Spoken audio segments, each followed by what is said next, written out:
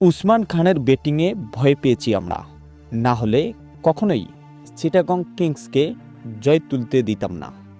Match শেষে উপস্থাপকের করা প্রশ্নের উত্তরে একই বলল এনামুল হক বিজয়।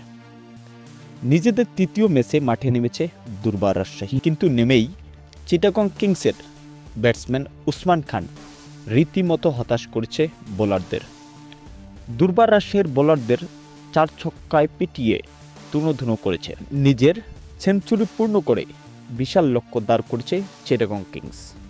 এই রানের জবাবে দুর্বার রাজশাহীকে অল আউট করে জয় তুলেছে চিটাগং কিংস। আর এতেই ম্যাচ শেষে প্রেস কনফারেন্সে বিজয় বলেছে, উসমান খানের ব্যাটিংয়ে আমরা ভয় পেয়েছি। সে যে এতটা দুর্দান্ত পাওয়ার হিটিং ব্যাটিং করবে তা কখনো ভাবিনি আমরা। তবে আমরা 3 ম্যাচের পরিসংখ্যানে 1 ম্যাচে জয় তুলেছি। আগামী ম্যাচগুলোতে আমরা জয় তুলব।